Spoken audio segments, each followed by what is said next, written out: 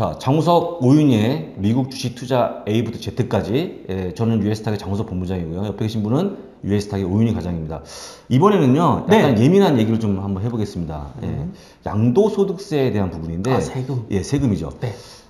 일단은 미국 주식을 투자하신 분들이 야, 미국 주식 했더니 차띄고 포띄고 남는 게 없더라라고 얘기할 때 바로 이 세금 때문에 그런 얘기를 많이 하시거든요. 예, 근데 도대체 진실이 어떤 건지 한번 좀 자세하게 살펴보도록 하겠습니다. 네. 자, 일단 기본적으로 우리가 양도세 신고할 때 올해가 2018년이라고 생각하면 2018년 1월 1일부터 2018년 12월 31일까지의 그렇죠. 전체에 이미 매매가 끝난 주식. 그렇죠. 예, 매매가 끝난 주식에 대해서 소득이 완료된. 예, 소득이 완료된 주식에 대해서 합산을 통해서 돈을 벌었냐 안 벌었냐를 따지는 거죠. 근데 결제 기준이기 때문에 12월 31일 날 혹시 주식을 매도하게 되면 이거는 넘어갑니다. 매매가 아니라 결제 기준이기 때문에 그거보다 3일 4일 정도 앞 당겨야겠죠. 근데 어쨌거나 시세 차익에 다 합산해서 시세 차익의 22%를 자진 납부를 하게 됩니다. 그 다음 이듬해 5월 달에. 근데 여기서 중요한 거는 250만 원까지는 기본공제 아닙니까? 그렇죠. 그러니까 소액 투자자 입장에서는 만약에 내가 조금만 투자해서 한 250만 원 벌었다 치면 세금이 없는 거죠. 1000만 원 정도 내가 투자했다 그러면 25%까지 세금이 없는 거죠. 25%를 250만 원 초과한 거에 22%니까 훨씬 작아지는 거죠. 그런데 만약에 내가 엄청난 갑부입니다. 우리 오 과장님이 갑부예요. 갑부가 만약에 투자해서 큰 돈을 벌었다 치죠. 그러면 이제 이 부자분들은 이게 세금이 정말 예민해요. 종합소득세 신고할 때 금융소득 종합과세 걸릴까봐 나는 이제 배당도 많고 나는 이자 소득도 많고 엄청나게 돈이 많이 들어오는데 거기다 주식까지 돈을 벌었으니 세금이 더 때린다. 엄청나게 나는 가중되게 세금을 벗지 않겠냐라고 두려워하시는 분이 계시는데 일단은 분류과세다. 안 들어간다. 분류과세는 이제 따로 떼서 그렇죠. 무조건 22%만을 과세합니다. 그러니까 쉽게 얘기해서 어떻게 보면 굉장히 절세 상품이죠. 절세죠. 종합과세, 그러니까 아까 말씀해 주신 것처럼 소액 투자자 1000만 원 정도 내가 투자를 한다 했을 때는 25% 연 평균 수익률이 25%면 세금 안 낸다는 소리잖아요.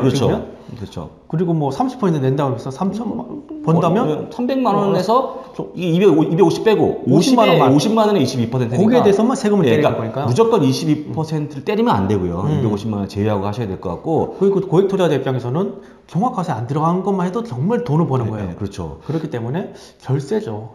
그 금융소득 종합과세 굉장히 머리 아픕니다. 단계별로 세금은 원래 높아져. 그래서 일단은 돈이 많든 적든 모든 분들한테 절세 상품이라고 좀 보시면 될 것 같고요. 그래서 오히려 한국 주식보다 한국 주식은 거래세를 내잖아요. 매매할 때마다 돈을 내야 되니까 이런 것보다 오히려 미국 주식의 그러니까 애플이라든가 뭐 아마존이라든가 이런 대형주들 시장을 이끌어가는 종목들을 딱 사가지고 가만히 끝까지 가져가는 분들도 의외로 많더라고요. 왜냐하면 이 회사들 애플이 망하겠어? 안 망해요. 근데 시세도 많이 올라가지, 배당도 많이 주지. 그러니까 사가지고 안 팔면 소득이 확정 안 됐으니까 세금이 안 내고. 그렇죠. 그렇게 되는 거죠. 만약에 내가 3년 동안 보유하면 3년 동안 안 하다가 3년 후에 매도하고 나서 이듬해 하면 되는 거잖아요. 그럼 되죠. 그러니까 장기 투자하실 분들한테는 별로 머리 아픈 일이 아니지만 그 앉아서 계속 매매하시는 분들은 좀 이렇게 좀 양이 많겠죠. 뭐 모아서 언제 샀다 팔았다 해서 그게 다 그 증권사 홈페이지마다 그 다 프로그램이 붙어 있습니다. 내가 언제부터 언제까지 매매한 거에 대한 종합과세 할 때쯤 되면 이제 그 전달부터 해서 전화도 오고 뭐 이메일도 오고 그리고 홈페이지 가면 맞습니다. 증권사 다 해줍니다. 그리고 또 한 가지는 만약에 아까 저희가 첫 시간에 그 환전에 대해서 공부해봤잖아요. 나는 주식은 거래하지 않고 달러를 바꿔서 그대로 갖고 있다가 그 환차익만 보고 다시 그대로 이제 원화를 환전한 거죠. 요것도 수익이 났는데 이거는 세금이 없습니다. 왜냐하면 이제 그 양도소득세라는 건 양도했을 때 차액에 대한 부분이잖아요. 근데 주식을 양도한 적이 없기 때문에 그냥 내가 달러만 보였을 때는 세금이 없다는 점도 한번 좀 이것도 어떻게 보면 좋은 투자 방법이 될 수도 있겠네요. 세금이 그러니까 없는? 세금을 싫어하시는 분들은 정확하게 250만 원만 벌든지 1년에 아니면 두 번째는 주식을 사지 않고 아주 그 원달러 환율이 약할 때 들어가서 달러로만 버는 거죠. 그 두 가지 벌면 세금 안 냅니다. 이것도 어떻게 보면 세금 방패 역할을 잘 해줄 수 있겠습니다. 그렇지만 그 조세의 기본 원칙은 소득이 있는 곳에 세금이 있다는 게 원래 원칙이기 때문에 제가 좀 한 가지 또 추가적으로 말씀드리고 싶은 건 이거죠. 한국은 거래세가 존재하잖아요. 그렇죠. 제가 이제 우리 과장님한테 여쭤보고 싶은 거는 상장 폐지되는 종목도 거래세를 받습니까? 내가 주식 팔 때? 네. 거래를 했잖아요. 거래할 때마다 내는 거예요? 매도하면? 법이 그런 걸 어떻게 해요? 그럼 내가 만약에 0.3%인데 네. 내가 잦은 매매를 통해서 하루 10번 매매했다. 네. 그럼 내 전체 금액의 3%가 나간 겁니까? 애국한 거죠? 그래서 그걸 뭐 애국한 거죠? 그걸 예를 들어서 뭐 하루에 10번 뭐 해서 뭐 100번 하면 진짜 뭐 30% 엄청난 애국자인데 아무도 안 알아. 엄청나게 알아주지 않는. 네. 그러니까 쉽게 해서 벌어도 뭐 조금 내는 건 괜찮은데 손해를 보는 때도 낸다는 건 말도 안 되는 건데 네. 지금 현재 요 나라만 지금 존재하고 있습니다. 이게 멕시코, 한국, 그리스. 예. 근데 세 국가인가요? 네, 세 나라밖에 없습니다. 전 세계에서. 근데 사실 이제 우리 멕시코 이런 나라하고 좀 어깨를 나란히 하기는 저희 나라가 좀 더 잘 살지 않습니까? 조금? 조금 우리가 좀 민망하죠. 어쨌거나 이제 이런 약간의 그 선진 시장에 들어가기 위해서는 이렇게 좀 바뀌어야 되는 게 맞는 것 같고요. 한국도 좀 바뀌어야 되지 않겠습니까? 이렇게? 우리나라도 곳에? 그렇죠. 이런 세금 관련된 것도 지금 바꾸려고 많이 노력하는 것 같긴 한데 당장 이제 세수 입장에서 보면 그렇죠. 정부가 쉽게 그렇죠. 포기를 못 하겠죠. 아무래도. 근데 이제 아까 제가 처음에 서두에 말씀드렸지만 그 세금을 양도세를 물론 합리적이라고 생각하지만 이걸 비용으로 생각하시는 이유가 뭐냐면 올해 2018년 1월 1일부터 10월 30일까지 내가 한 3천만 원 벌어서 세금을 낼 게 좀 있어요. 있는데 보통 그걸 다 뽑아서 다 사먹지 않습니까? 올해 만약에 내가 이제 올해 매매를 끝냈으면 10월인데 네. 내가 올해는 매매 끝냈다 그래서 내가 번 게 3천이에요. 네. 3천이면 내가 대충 한 600을 내야 되는데 내년에 세금을 600을 내야 되는데 네. 다 소고기 사 먹고 막 이러잖아요. 그렇죠. 네, 사 먹고 보통 그렇죠. 그리고 세금 납부는 이듬해 5월에 하다 보니까 5월에 딱 세금을 내려고 했더니 3천만 원이 다 썼죠. 없어. 그러니까 이제 열받는 거죠. 그렇지. 그렇게 하시는 분들이 이게 정말 미국지 하시면 안 된다라고 얘기하는 거거든요. 근데 오히려 잘 생각해 보면 부동산도 양도소득세잖아요. 그렇죠. 부동산보다 어떻게 보면 미국 주식이 지금 뭐 단적 예로 불과 2년 3년 전만 해도 AMD가 몇천 원, 우리나라 그렇죠. 몇천 원이었죠. 몇천 원 이럴 때 지금 거의 올해까지 지금 약간 내려오겠지만 그래도 한 20배 올랐거든요. 네, 많이 올랐죠. 이걸 올랐죠. 부동산을 생각하시면 돼요. 맞잖아요. 내가 사고 그다음에 누군가한테 팔고 20배 나는 먹고 벌었잖아요. 세금을 내는 거예요. 양도소득세라는 개념이 기본적으로 소득세이기 때문에 부동산을 생각하시면 이해가 빠르실 거예요. 그럼 세금 내기 싫어하는 분들은 안 하면 되죠. 내 집값이 오르기를 내려가면 되죠. 아이고 그러면 그건 악담이지만 하여간 네. 그렇게 생각하시면 좀 더 쉽게 설명할 수가 있는 부분입니다. 그래서 일단 종합해서 보면 이익에 대한 과세는 타당하다, 되게 합리적인 거라고 좀 보시면 좋을 것 같고요. 금융소득 종합과세하고 다르게 분류과세 된다는 점 거기에 포함되지 않습니다. 그래서 절세 맞습니다.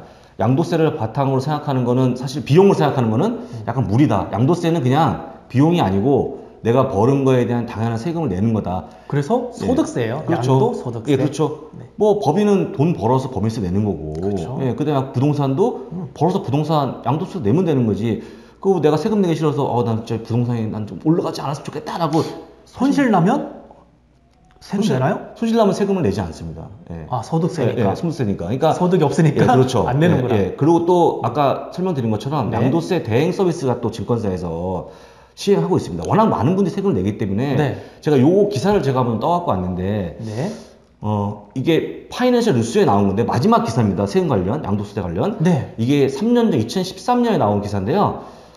특히 1인당 납부세액 또한 감소했다라고 나오면서 글로벌 금융위기 이전에 수천만 원대를 웃돌던 1인당 납부세액이 수천만 원이라는 게 나왔죠. 세금이 양도세를 냈다는 거 수천만 원 1인당. 2009년 들어서는 790만 원으로 급감했다. 2010년과 2011년대 연도에는 700만 원 수준을 고착됐다고 얘기하는데 700만 원을 내려면요 대략 3,500만 원 수익이 나야 되거든요. 3,500만 원 내 수익이 났으면 원금 빼고 수익이 그러는 거잖아요. 그러니까요. 세금 내지. 그 정도 그만큼 많은 분들이 미국 장이 워낙 좋았기 때문에 돈을 많이 벌었기 때문에 세금을 많이 냈다는 얘기예요. 구독이 무섭다고 장 안 담그면 안 되는 거죠. 그러니까 이런 부분들은 사실 우리가 양도세는 기분 좋게 그러니까 벌었다고 다 빼쓰지 마시고 일부는 세금을 좀 이렇게 어디다 넣어놓으면 어떨까? CMA 이런 데다가? 아니면 아까 말씀하신 것처럼 외야 통장이라든가 그렇죠. 넣어놓으면 돼요. 넣어놓고 그냥 쓰지 않는 거다. 다 쓰면 안 된다. 라는 부분을 말씀드리겠고요.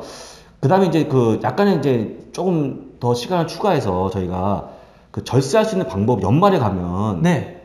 어떤 주식은 돈이 이익이 많이 났고 어떤 주식 손실이 났을 경우에 그럴 수도 있겠죠. 예, 네. 났을 경우에 예를 들어서 많은 분들이 이제 이익 보신 거는 홀라당 한국 사람들은 이익 보면 많이 빨리 팔잖아요. 그렇죠.